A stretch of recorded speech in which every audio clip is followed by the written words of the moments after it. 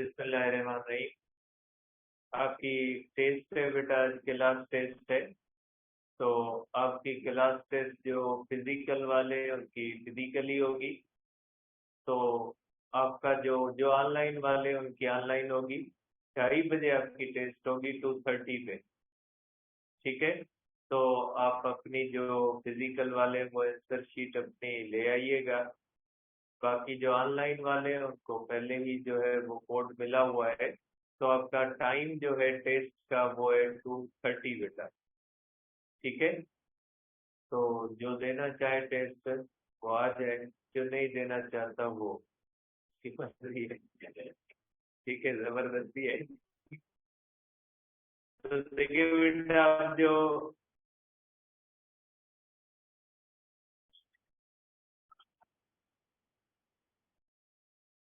चाहिए अलग है, पेयर चैपल चाहिए, पेयर चैपल मतलब चाहिए अलग पे अलग पे यो तो बोलो है।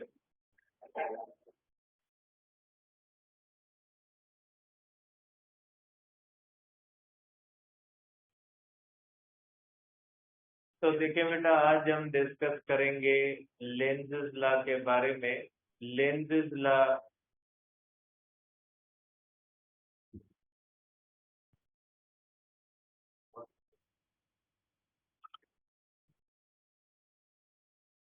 ये आई भी E5 है, ई भी क्यों है?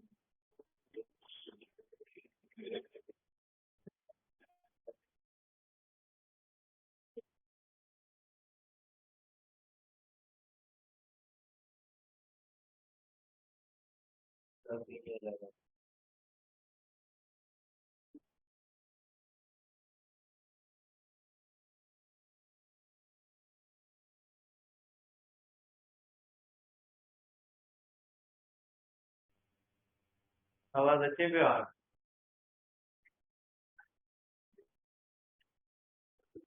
तो देखिए बेटा, आज डिस्कस करेंगे हम लेंजेस लॉ के बारे में।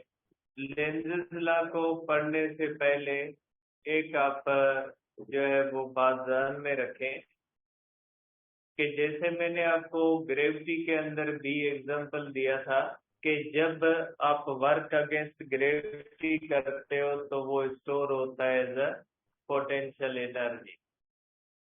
लेकिन क्या ऐसा हो सकता है कि ये पेन ग्रेविटी की वजह से ही ऊपर जाए? ऐसा हो सकता है बेटा? खुद ब खुद तो नहीं जाएगी ना पेन को। अगर ये खुद ब खुद, क्योंकि law of conservation of energy कहता है कि जब आप वर्क करोगे तो आपका वर्क ही एज अ पोटेंशियल एनर्जी जाएगा। अगर मैं वर्क न करूं और इस पेन की पोटेंशियल एनर्जी बढ़ जाए तो ये बात law of conservation of energy के खिलाफ है कि हमने वर्क नहीं किया, हमने कोई और एनर्जी नहीं दी और इसकी एनर्जी क्या हो गई, बढ़ गई। तो ये law of conservation of energy के खिलाफ हो जाएगी। ठीक है। तो लेंजेस लॉ कहता है कि ये चीज इलेक्ट्रोमैग्नेटिज्म के अंदर भी ट्रू है। ठीक है। जब तक आप वर्क अगेंस्ट इलेक्ट्रोमैग्नेटिक फोर्स नहीं करोगे तब तक आपका वर्क इलेक्ट्रिकल एनर्जी में नहीं जाएगा। अब ये कैसे होता है, किस तरह से होता है, वो हम पढ़ेंगे या सीखेंगे लेंज़ लॉ के अंदर बेटा। तो लेंज़ लॉ क्या कहता है बेटा, इसको देखें।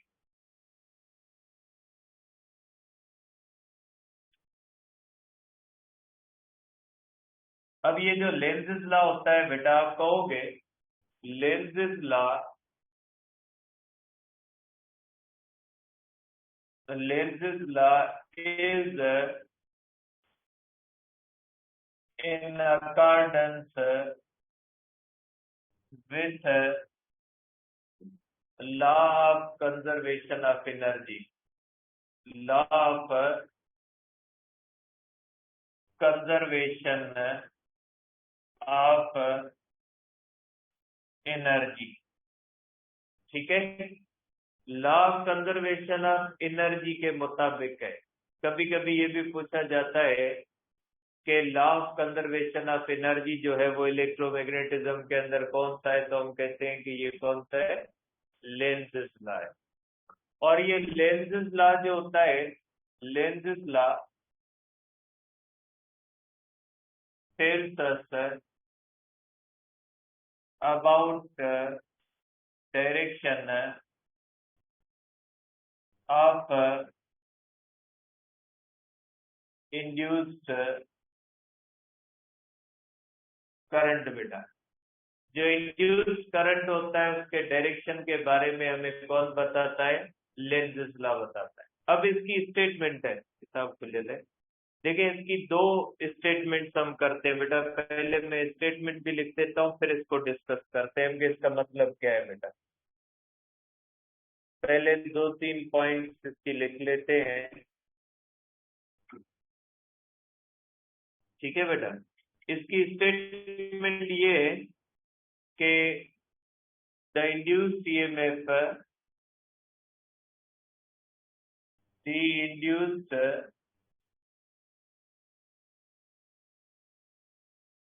करंट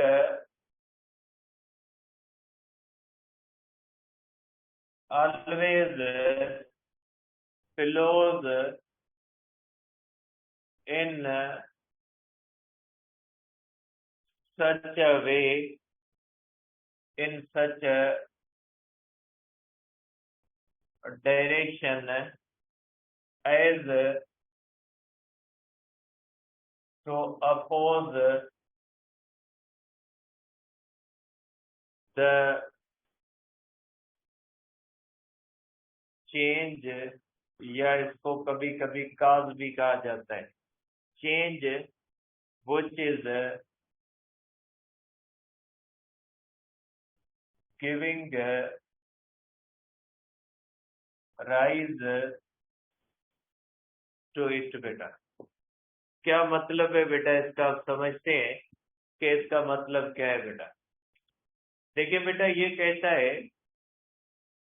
कि इंड्यूस्ड करंट जो होता है जब किसी भी कॉइल के अंदर या कंडक्टर के अंदर, जरूरी नहीं है कॉइल के अंदर हो या जरूरी नहीं है कंडक्टर के अंदर हो,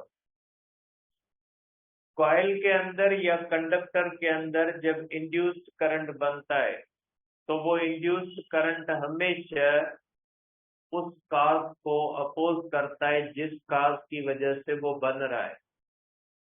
इसको आप इनर्शिया की सूरत में भी ले सकते हैं। जिस तरह से इनर्शिया क्या होती है, इनर्शिया अपनी स्टेट को बहाल करने की कोशिश होती है। अगर कोई बॉडी रेस्ट में है, आप उसको मूव करवाने की कोशिश करोगे तो वो उस मूव करने की कोशिश को अपोज करेगी। अगर कोई बॉडी मूव कर रही है, आप उसको एक्सीलेट डिसलेट करना चाहोगे तो वो एक्सीलेट और डिसलेट करने की कोशिश को अपोज करेगी। इसी तरह से इलेक्ट्रोमैग्नेटिज्म की इनर्शिया भी आप इसको कह सकते हैं कि जब आप किसी भी कॉइल के अंदर फ्लक्स चेंज करोगे तो उस कॉइल के अंदर करंट बनेगा, तो कॉइल की कोशिश होगी कि उस काज को रोका जाए जो उसके अंदर करंट बना रहा है।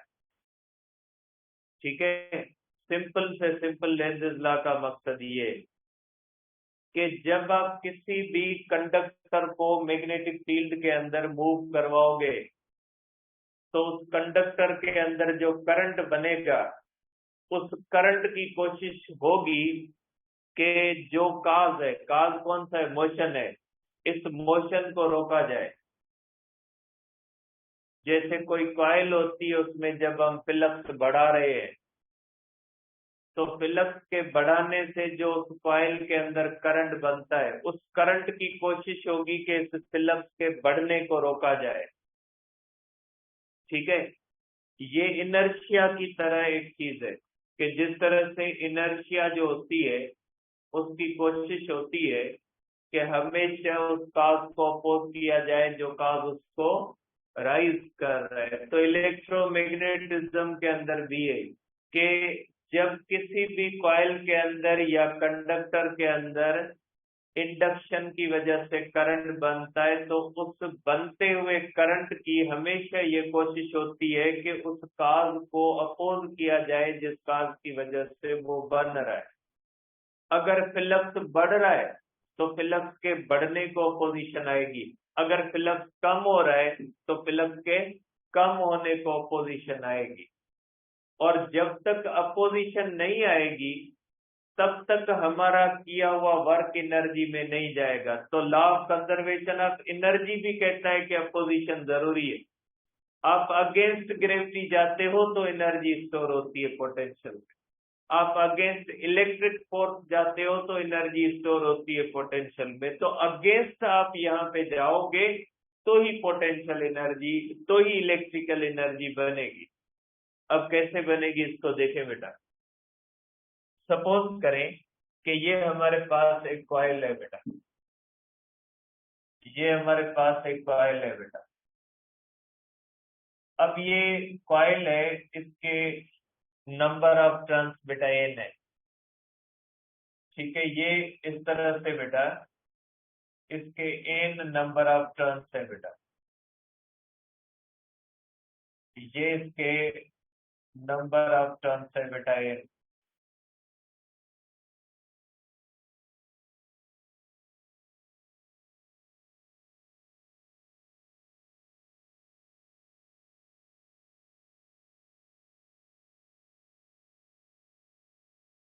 ये बेटा लोड रेजिस्टेंस है RL। अब सपोज करें बेटा कि ये मैग्नेट है, सपोज करें बेटा ये बार मैग्नेट है। अब ये इसका नॉर्थ है और ये साउथ है। सपोज करें नॉर्थ को मैं इस तरह मूव करवाता हूं बेटा। अगर बेटा इसको नॉर्थ को मैं इस तरह से मूव करवाऊं, ठीक है, तो क्या होगा बेटा, फ्लक्स बढ़ेगा।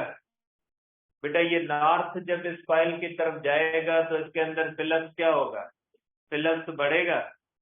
और फ्लक्स के बढ़ने से कॉइल करंट बनेगा बेटा। और अगर इस कॉइल में करंट बनेगा तो ये कॉइल खुद क्या हो जाएगी, खुद मैग्नेट होगी। जब ये कॉइल खुद मैग्नेट होगी तो इसका एक नॉर्थ होगा और एक क्या होगा, साउथ होगा, ठीक है। एक नॉर्थ होगा और दूसरा क्या होगा बेटा, साउथ होगा। क्योंकि ये हमने पढ़ा है कि जब किसी भी कॉइल के अंदर फ्लक्स चेंज होता है तो फ्लक्स चेंज होने से उसमें ईएमएफ बनती है। ये मैग्नेट मूव करेगा, मैग्नेट के मूव करने से कॉइल में फ्लक्स चेंज होगा, कॉइल के अंदर फ्लक्स अगर चेंज होता है तो कॉइल के अंदर करंट बनेगा, ईएमएफ इंड्यूस होगी और कॉइल खुद भी मैग्नेट बन जाएगी। क्योंकि किसी भी कॉइल के अंदर जब करंट होता है तो ये सोलिनाइड है बेटा, सोलिनाइड क्या बन जाता है, मैग्नेट बनता है। अब सपोज करें कि ये साउथ बनता है और ये नॉर्थ बनता है, ठीक है। सपोज कर लिया कि हमने ये साउथ बनता है, ये नॉर्थ बनता है।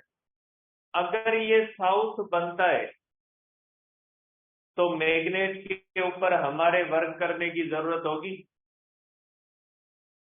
देखिए हमने मूव करवाया, हमारे मूव करने के बाद करंट बना, जैसे करंट बना तो ये क्या बन गया, साउथ।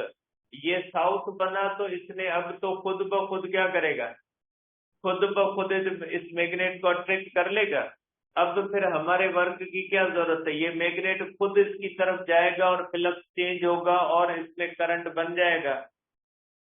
तो क्या law of conservation of energy के मुताबिक ऐसा हो सकता है कि मैग्नेट खुद ब खुद दौड़ता कॉइल की तरफ जाए, फ्लक्स चेंज हो जाए और बगैर किसी एनर्जी के इलेक्ट्रिकल एनर्जी बन जाए? ऐसा तो नहीं होगा ना। लेंज़ लॉ कहता है अगर आप नॉर्थ को मूव करवाओगे ना तो सामने कॉइल का फेस साउथ नहीं हो सकता, क्योंकि अगर साउथ हुआ तो फिर आपकी क्या जरूरत है, ठीक है। फिर तो वो जो होगा वो मैग्नेट खुद ब खुद दौड़ता जाएगा उसकी तरफ, फिर खुद ब खुद दौड़ता जाएगा तो विदाउट इनपुट एनर्जी उसके अंदर क्या हो जाएगा, आउटपुट एनर्जी मिल जाएगा। ये अगेंस्ट है law of conservation of energy के, और ये इनर्शिया के रूल के भी खिलाफ है।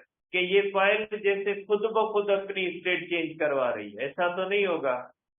तो इनर्शिया का रूल भी कहता है कि इस कॉइल को यहाँ पे अपोज करना है, और लॉजिक भी कहता है, और law of conservation of energy भी कहता है कि इस कॉइल को यहाँ पे अपोजिशन देनी है, क्योंकि साउथ तो नहीं बन सकता। अगर साउथ नहीं बन सकता तो लॉजिकली क्या बनेगा, नॉर्थ ही बनेगा ना, क्योंकि साउथ अगर बनता है तो सारे लॉज की वायलेशन हो जाती। तो इसलिए क्या हो जाएगा यहाँ पे, इसलिए ये हो जाएगा कि ये क्या बनेगा, ये बनेगा नॉर्थ। ठीक है, आप कहोगे ये बनेगा नॉर्थ और ये क्या बनेगा, साउथ। अब अगर ये नॉर्थ को आप मूव करवाओगे तो आपको क्या करना पड़ेगा, अपोजिशन फेस करनी पड़ेगी। आप मैग्नेट को मूव करोगे और ये इंड्यूस करंट, ये नॉर्थ किसने बनाया है बेटा, कॉइल का नॉर्थ हमने नहीं बनाया। कॉइल का नॉर्थ किस वजह से बनता है, इंड्यूस्ड करंट की वजह से। मीन्स इंड्यूस्ड करंट जो होगा, अगर आप नॉर्थ को इस तरफ ले आओगे तो इंड्यूस्ड करंट इस तरह से फ्लो करेगा कि कॉइल के फेस को क्या कर देगा, नॉर्थ कर देगा, और नॉर्थ नॉर्थ को क्या करेगा, अपोज करेगा। अब आप अपोजिशन के खिलाफ जब मैग्नेट को ले जाओगे ना, तो आपका वर्क किसमें चला जाएगा, इलेक्ट्रिकल एनर्जी के अंदर चला जाएगा। और इसीलिए लेंज़ लॉ कहता है कि फैराडे के लॉ के अंदर निगेटिव साइन हमने इसलिए लगाई है कि निगेटिव साइन जो फैराडे के लॉ के अंदर है ना, वो इसी वजह से। तो आप कहोगे कि negative sign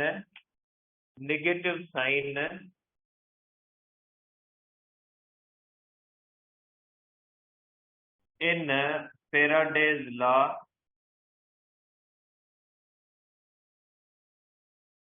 is due to opposition बेटा।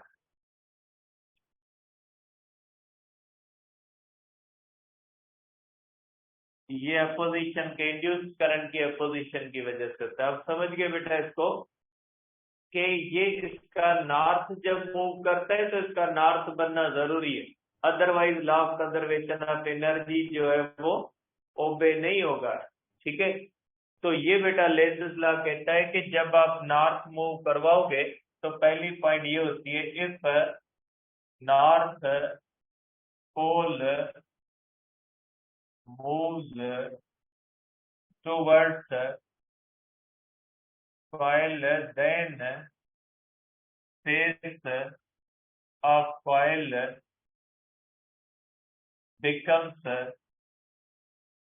north pole due to anti-clockwise current बेटा, anti-clockwise करंट बेटा, एंटी क्लॉकवाइज करंट की वजह से। ठीक है, ये बनेगी पहली पॉइंट बेटा। अब इस तरह से करते हैं बेटा कि अगर इस तरह से हमारे पास बेटा, इस तरह से अगर करते हैं बेटा कि अगर नॉर्थ पोल हमें मूव करता है बेटा, इस तरह से अगर यही कॉइल है, इसके अंदर अगर नॉर्थ पोल हमें मूव करता है बेटा,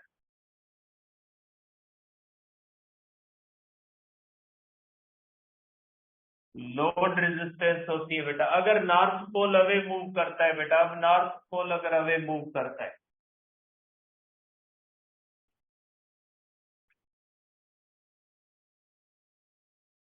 अब अगर ये मैग्नेट अवे मूव करता है तो नॉर्थ पोल भी कॉइल से क्या करेगा बेटा, अवे मूव करेगा। अब अगर ये अवे मूव करेगा और ये नॉर्थ ही रहता है, तो ये नॉर्थ नॉर्थ को क्या करेगा, रिपेल करके खुद अवे कर देगा। खुद अवे कर देगा तो इसमें फ्लक्स क्या होगा, कम होगा, और खुद ब खुद इसमें करंट क्या हो जाएगा, बने, ऐसा भी नहीं होगा। ठीक है, तो law of conservation of energy कहता है कि अभी इसलिए नॉर्थ रहा ना, तो नॉर्थ नॉर्थ को रिपेल कर देगा, और ये मैग्नेट खुद ब खुद अवे मूव करेगा। खुद ब खुद अवे मूव करेगा तो इसमें फ्लक्स खुद ब खुद कम होगा, और ऐसे खुद अगर कम होगा तो फिर यहाँ पे बगैर इनपुट के क्या हो जाएगा, फिर करंट बने, ऐसा भी नहीं होगा। तो लेंज़ लॉ कहते हैं जब ये इसको अपोज करता है, तो जब ये नॉर्थ अवे जाएगा तो जाहिर सी बात है कॉइल के हाथ तो है नहीं कि वो मैग्नेट को पकड़ लेके, भाई नहीं ऐसे नहीं हो सकता, ठीक है, ऐसे तो नहीं होता। तो ये क्या करेगा, ये अब क्या बन जाएगा, ये बन जाएगा साउथ, ये बन जाएगा नॉर्थ, ठीक है। अब ये साउथ बन के इसकी बैकवर्ड मोशन को रोकेगा। पहले ये नॉर्थ बन के फॉरवर्ड मोशन को रोक रहा था, अब ये साउथ बन के बैकवर्ड मोशन को रोकेगा, क्योंकि जब तक ये अपोजिशन नहीं आएगी तब तक law of conservation of energy satisfy नहीं होगा। तो law of conservation of energy कहता है कि अपोजिशन आएगी, अगर अपोजिशन नहीं आएगी तो ये करंट खुद बनेगा विदाउट एनी इनपुट एनर्जी। अगर करंट बनता है तो ये अगेंस्ट है law of conservation of energy के। तो भी करे थी विद्यार्थी, तो देखिए law of conservation of energy की ये डिमांड है, law of conservation of energy की ये डिमांड है कि अपोजिशन आए। अगर अपोजिशन नहीं आएगी, इनर्शिया के रूल की भी ये डिमांड है कि इनर्शिया का रूल भी यही कहता है कि अपोजिशन आएगी तो ये होगा, अपोजिशन नहीं आएगी तो नहीं होगा ये, ठीक है। तो ये होता है कि आप कहोगे कि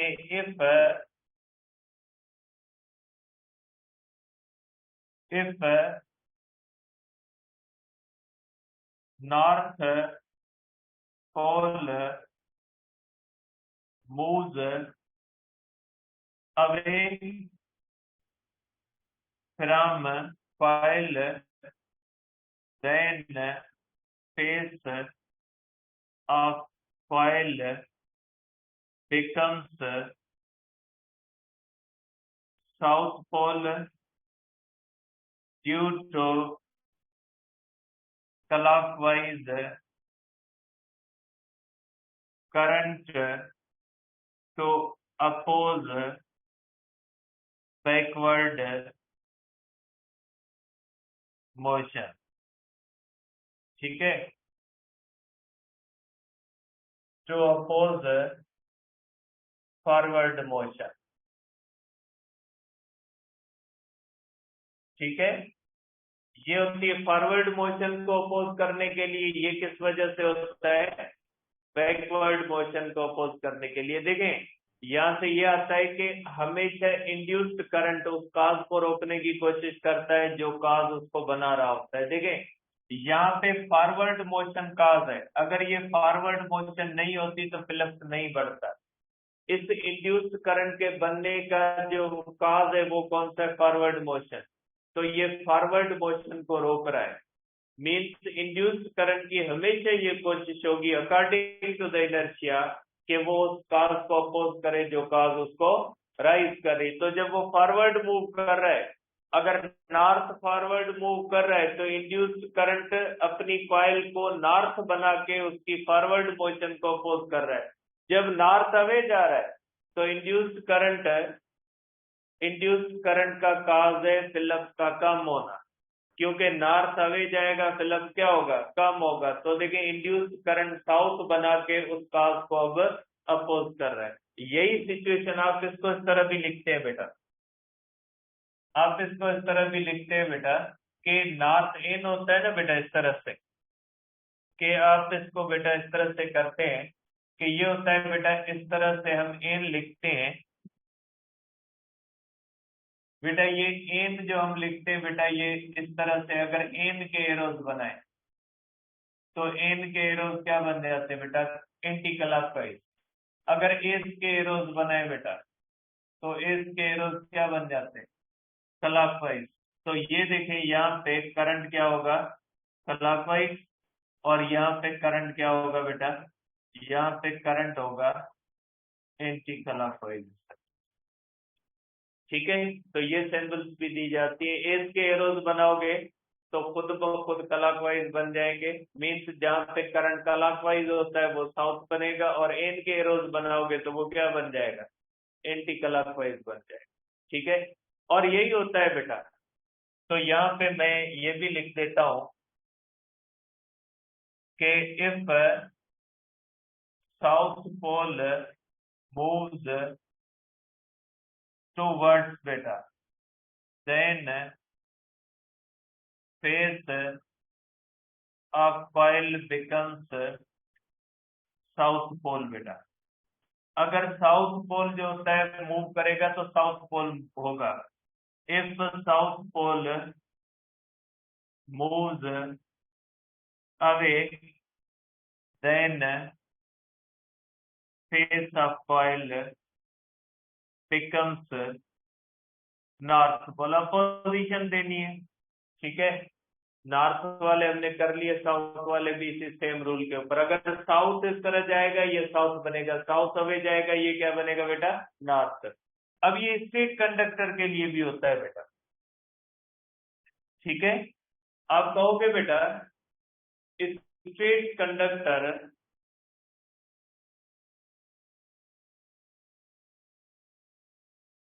if straight conductor cuts magnetic field lines and EMF is induced, then due to induced current it always experiences force in opposite direction, ठीक है। अगर कोई बेटा इस तरह से स्ट्रेट कंडक्टर है, ये मैग्नेटिक फील्ड है बेटा, इस मैग्नेटिक फील्ड के अंदर अगर स्ट्रेट कंडक्टर है बेटा इस तरह, अगर स्ट्रेट कंडक्टर को आप इस तरह से मूव करवाओगे तो लेंज़ेस लॉ के मुताबिक इसके ऊपर फोर्स किस तरफ होगी बेटा, इस तरफ लगेगी। अगर ये कंडक्टर राइट की तरफ मूव करवाओगे तो इसमें मैग्नेटिक फोर्स किस तरफ लगेगी, लेफ्ट। अगर ये कंडक्टर लेफ्ट की तरफ मूव करेगा तो मैग्नेटिक फोर्स किस तरफ लगेगी, राइट की तरफ, ठीक है। तो आप कहोगे if conductor moves along left then force is along right. If conductor moves along right, then magnetic force is along, ठीक है, लेफ्ट बेटा, ठीक है। इस तरह से हो जाएगा बेटा, ठीक है। अब नेक्स्ट टॉपिक है हमारा बेटा सेल्फ इंडक्शन। सेल्फ इंडक्शन बेटा, इसमें इतना टाइम नहीं लगेगा, छोटा सा टॉपिक है। अब ये सेल्फ इंडक्शन क्या होती है बेटा, कि बेटा phenomena in which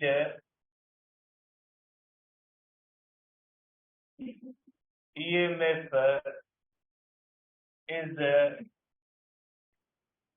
induced in coil due to change of its own flux is called self induction. इस प्रोसेस को सिर्फ समझे, बाकी इतनी चीजें नहीं इसके अंदर बेटा। अब ये सेल्फ इंडक्शन होती क्या है बेटा, देखें। सपोज करें बेटा कि हमारे पास एक इस तरह से कॉइल है बेटा, ये आप कह ले बेटा कि ये एक कोर मटेरियल है और ये हमारे पास इस तरह से बेटा एक कॉइल है। ये सपोज करें बेटा ये हमारे पास इस तरह से कॉइल है,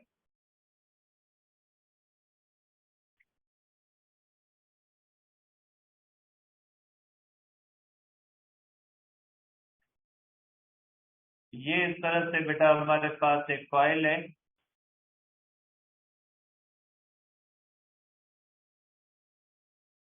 और इस कॉइल को हम एसी करंट देते हैं बेटा। और मैंने कल आपको बताया था बेटा जो एसी करंट होता है उसके अंदर जो सोर्स होता है वो करंट को बेटा इस तरह से चार्जेस को वाइब्रेट करवाता है। सपोज करें कॉइल है, उसको हमने एक एसी सोर्स के साथ कनेक्ट किया है बेटा। देखिए आप ये कह लें बेटा कि इस एसी सोर्स की बेटा इस एसी सोर्स का पीक वैल्यू करंट की 1 एम्पियर है।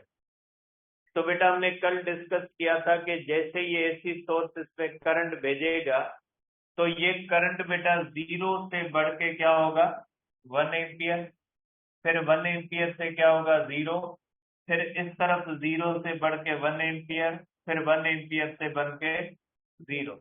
मीन्स ये करंट इस तरह से इसके अंदर फ्लो करेगा। 0 से बढ़ के 1 एम्पियर, 1 एम्पियर से कम होके 0, फिर 0 से बढ़ के दूसरी साइड पे 1 एम्पियर, फिर 1 एम्पियर से कम होके 0। ठीक है, ये इस तरह से होगा बेटा। देखिए ये 1 एम्पियर से करंट कितना होगा बेटा, 1 एम्पियर से करंट 0.1 होगा, 0.1 से 0.2 होगा, 0.2 से 0.3 होगा, और इस तरह से ये करंट बढ़ता बढ़ता कितना हो जाएगा 1 एम्पियर होगा। मीन्स सपोज करें ये पॉजिटिव होगा ये नेगेटिव, तो इसमें करंट 0 से बढ़ के 0.1 होगा, 0.2 होगा, 0.3 होगा, इस तरह से करंट बढ़ना शुरू करेगा बेटा। ठीक है, अब सपोज करें यहाँ से करंट 0.1 एम्पियर आया तो यहाँ पे मैग्नेटिक फील्ड लाइन कितनी बनी, एक बनी। मैग्नेटिक फील्ड इस कॉइल के अंदर भी बनेगी और क्या बनेगी बेटा, बाहर भी बनती। हमने पढ़ा था ना सोलिनॉइड के अंदर मैग्नेटिक फील्ड अंदर भी बनती है बाहर भी बनती। अगर बेटा यहाँ पे 0.2 हुआ तो दूसरी लाइन बनी, 0.3 हुआ तीसरी लाइन बनी, 0.4 हुआ चौथी लाइन बनी, 0.5 पे पांचवी लाइन बनी, 0.6 पे छठी लाइन बनी, 0.7 पे सातवीं लाइन बनी, 0.8 पे आठवीं लाइन बनी, 0.9 पे 9th लाइन बनी, और जब 1 एम्पियर हुआ तो 10th लाइन बनी। मीन्स जैसे ये करंट इसके अंदर बढ़ेगा इसके अंदर मैग्नेटिक फील्ड क्या होना शुरू, इसके बाहर भी और अंदर। बाहर वाली मैंने नहीं बनाई है, मैं सिर्फ क्योंकि हमने इंडक्शन पढ़नी है, इंडक्शन हमेशा अंदर के फ्लक्स चेंज होने की वजह, बाहर से हमारा ताल्लुक नहीं है यहाँ पे। तो अगर इस एसी कॉइल, अगर हमने इस कॉइल को एसी करंट दिया तो जैसे ये एसी करंट बढ़ना शुरू हो जाएगा इस कॉइल की मैग्नेटिक फील्ड बढ़ना शुरू हो जाएगी, अंदर भी बढ़ेगी और बाहर भी बढ़ेगी। इसका मतलब है कि जो हमने करंट दिया है उस करंट की वजह से जो उस कॉइल की अपनी मैग्नेटिक फील्ड बनी है वो उस कॉइल के अंदर चेंज हो रही है। ये मैग्नेटिक फील्ड किसकी है, ये मैग्नेटिक फील्ड इस कॉइल की अपनी मैग्नेटिक फील्ड है, बाहर की नहीं है, ये इसकी अपनी मैग्नेटिक फील्ड है। तो फेराडे के लॉ ने क्या कहा था, फ्लक्स चेंज हो। फेराडे के लॉ ने ये नहीं कहा था किसी दूसरी कॉइल का फ्लक्स चेंज हो, फ्लक्स चेंज हो फिर किसी का भी फ्लक्स चेंज हो। इस कॉइल के अंदर इसका कॉइल का अपना फ्लक्स चेंज होगा, फ्लक्स चेंज होगा ना बेटा, नंबर ऑफ लाइन्स बढ़ रहा है। अब क्या होगा, करंट कम होगा, करंट 1 एम्पियर हुआ 10 लाइनें बनी, करंट अब 0.9 एम्पियर होगा, लाइनें क्या होंगी कम होंगी, फिर इस तरफ आएगा करंट, फिर लाइनों का डायरेक्शन अगर अभी ये है तो लाइनों का डायरेक्शन क्या होगा इस तरह होगा। मीन्स एसी करंट जिस तरह से कम ज्यादा होगा तो इसके अंदर फ्लक्स भी क्या होगा कम ज्यादा होगा। तो इस कॉइल के अंदर इस कॉइल का अपना फ्लक्स चेंज हो रहा है। तो फेराडे का लॉ कहते हैं फ्लक्स चेंज हो, फिर उसका अपना हो या किसी और का हो। तो according to the Faraday's law यहाँ पे भी ईएमएफ इंड्यूस होगी।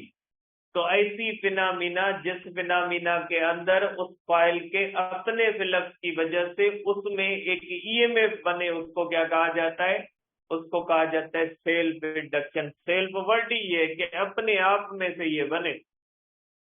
ठीक है, तो ये होता है, इस प्रोसेस को हम क्या कहते हैं, इसको कहते हैं सेल्फ इंडक्शन। अब यहाँ पे दो ईएमएफ होंगी, कौन सी? एक वो ईएमएफ जो हमने बाहर से दी, जो इसके अंदर करंट को क्या कर रही है, बढ़ा रही है,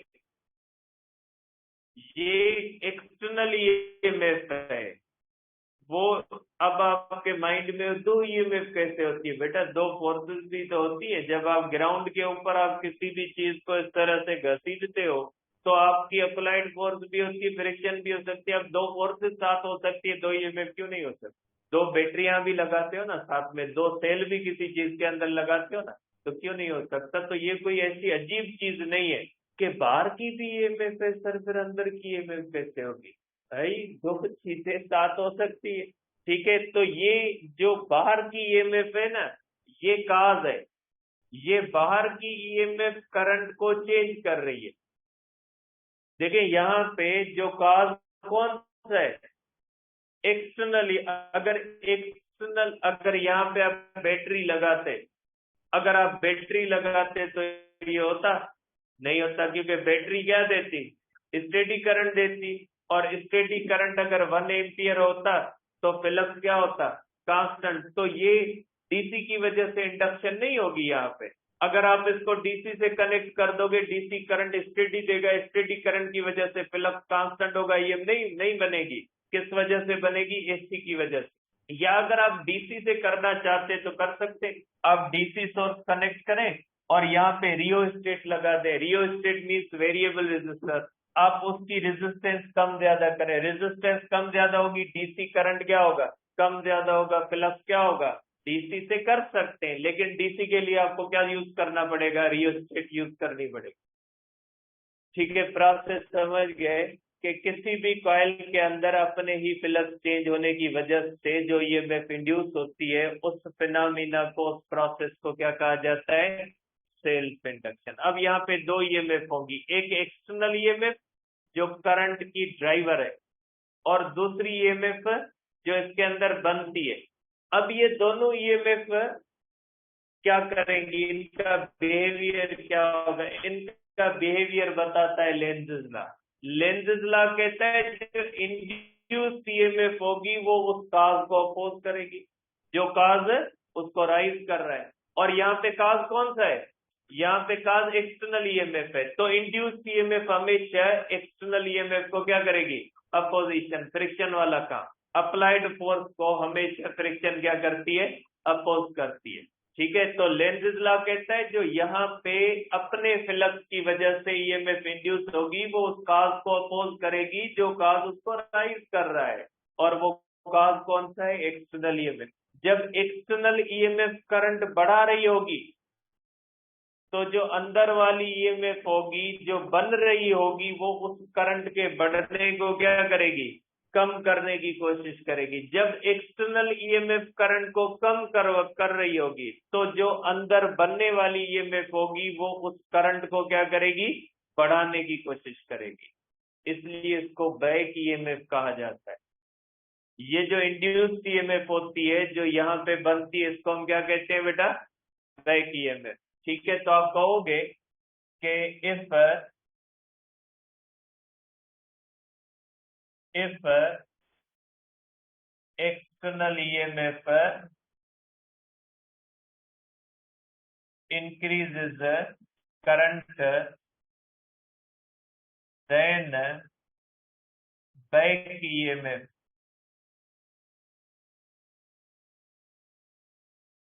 tends to decrease current beta in accordance with Lenz's law. If external EMF decreases current, then back EMF tends to increase current in accordance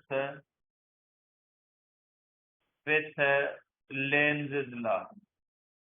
लेंज़ेस law के मुताबिक बेटा। ठीक है, समझ गए इस बात को बेटा। तो ये होती है सेल्फ इंडक्शन। अब ये जो सेल्फ इंडक्शन के अंदर इंड्यूस्ड ईएमएफ होती है बेटा, ये डायरेक्टली प्रोपोर्शनल होती है rate of change of current के बेटा। जाहिर सी बात है, बाहर से करंट, बेटा हमने तो फेराडे के लॉ के अंदर तो पढ़ा था कि change of rate of change of flux पे, यहाँ पे हम कहते हैं कि ये भी इंड्यूस्ड ईएमएफ है ना। बैक ईएमएफ क्या है बेटा? Induced EMF. हम यहाँ पे कहते हैं rate of change of current. बेटा यहाँ पे करंट जितनी तेजी से चेंज होगा, फ्लक्स भी उतनी तेजी से चेंज होगा ना। जितनी, अगर यहाँ पे करंट जितनी तेजी के साथ चेंज होगा, उतनी ही तेजी के साथ क्या होगी? ईएमएफ फ्लक्स चेंज होगा। अगर करंट स्लोली बढ़ता है तो अंदर फ्लक्स भी स्लोली बढ़ेगा। अगर करंट स्लोली कम होता है तो अंदर फ्लक्स। बात एक ही है, कान इधर से पकड़े या इधर से पकड़े, ठीक है। चाहे rate of change of current कहें या rate of change of flux कहें, इसमें कोई फर्क। यहाँ पे करंट हम दे रहे हैं, इसलिए हमने कहा rate of change of current, क्योंकि जितनी तेजी के साथ चेंज होगा उतनी तेजी के साथ ईएमएफ इंड्यूस होगी। ये होता है बेटा is equal to minus L delta A upon delta T बेटा।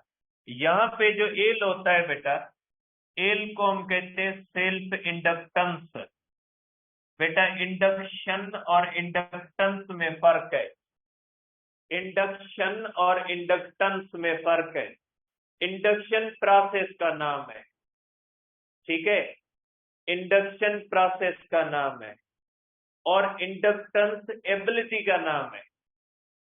बेटा हर कॉइल होती है ना, अगर ये कॉइल बड़ी है, मैं छोटी कॉइल लूंगा तो छोटी कॉइल के अंदर कम फ्लक्स होगा, बड़ी कॉइल के अंदर ज्यादा फ्लक्स होगा। तो बेटा हर कॉइल के अंदर जो ये बैक ईएमएफ बनती है, डिफरेंट बनती है। किसी कॉइल के अंदर ज्यादा बनती है, किसी कॉइल के अंदर कम बनती है। तो किसी कॉइल के अंदर ज्यादा बनती है या किसी कॉइल के अंदर कम बनती है, ठीक है।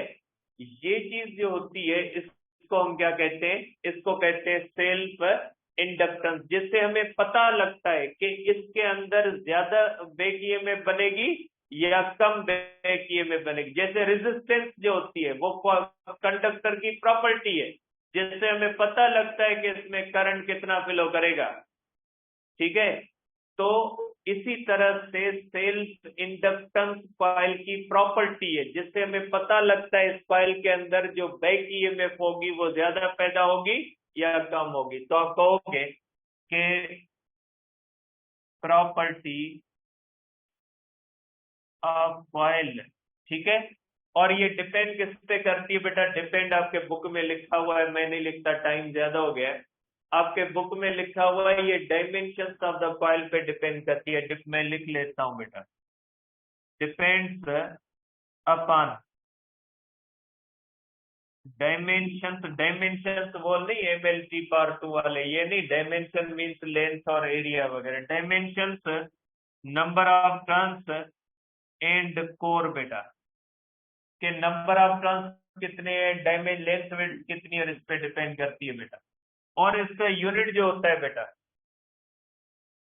इसका जो यूनिट होता है बेटा, ये होता है बेटा ये में physical to minus delta I L delta I upon delta T. L हो जाएगा बेटा delta T upon delta I बेटा। ये हो जाएगा वोल्ट सेकंड अपॉन एम्पियर, जिसको कहा जाता है बेटा हेनरी। एच सिंबल है, ठीक है। और सेल्फ इंडक्टेंस बेटा 1 हेनरी है। इफ करंट जो होता है बेटा 1 एम्पियर पर सेकंड बेटा, ये जो है वो 1 वोल्ट बैक ईएमएफ बना है बेटा। अगर किसी भी कॉइल के अंदर बेटा 1 सेकंड में 1 एम्पियर करंट चेंज हो, मीन्स 1 सेकंड में करंट बढ़ के 1 एम्पियर हो, या 1 सेकंड में करंट कम होके 1 एम्पियर से कम होके 0, और उसमें बैक ईएमएफ कितनी बने?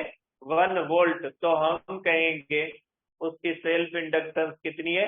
1 हेनरी है, ठीक है। तो 1 हेनरी सेल्फ इंडक्टेंस का मकसद है ऐसा करंट अगर 1 सेकंड में किसी कॉइल के अंदर 1 सेकंड में 1 एम्पियर करंट चेंज हो, उसकी वजह से बैक ईएमएफ कितनी बने? 1 वोल्ट। हम कहेंगे उस कॉइल की जो सेल्फ इंडक्टेंस है वो कितनी है, 1 हेनरी है। तो सेल्फ इंडक्टेंस से हमें ये पता लगता है कि वो कॉइल जो होती है वो कितनी ईएमएफ बैक पैदा कर सकती है। कुछ कॉइल्स होती हैं जिसकी सेल्फ इंडक्टेंस ज्यादा होती है, जैसे कोएफिशिएंट ऑफ फ्रिक्शन होता है ना, बड़ा होता है मीन्स फ्रिक्शन ज्यादा, कम होता है means friction come. Nature of the surface पे फ्रिक्शन डिपेंड करती है। इसी तरह से डिफरेंट कॉइल्स में जो बैक ईएमएफ बनती है वो डिफरेंट बनती है। अब इसका एक और फार्मूला भी कर सकते हैं बेटा। आपको पता है फेराडे का लॉ कहता है कि बैक ईएमएफ होगी डेल्टा, क्योंकि बेटा फेराड जैसे न्यूटन का लॉ फोर्स के लिए लगा दे फिजिकल टू एम ए, कोई भी फोर्स हो, कोई पाबंदी नहीं भाई ये फोर्स वो फोर्स, कोई भी फोर्स है न्यूटन का लॉ लगा दे, मैग्नेटिक फोर्स के लिए लगा दे, मसला नहीं है, न्यूटन का लॉ फोर्स के लिए लगता है। इसी तरह से फेराडे का लॉ किसी के लिए भी लगेगा, जहां कहीं पे भी फ्लक्स चेंज होगा ईएमएफ इंड्यूस होगी, फेराडे के लॉ को आंखें बंद करके लगा दें।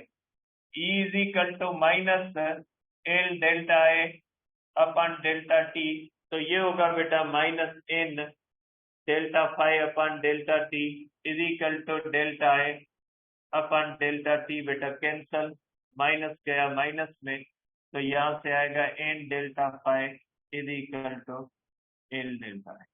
ठीक है, कल डिस्कस करते हैं, नेक्स्ट टाइम करते हैं।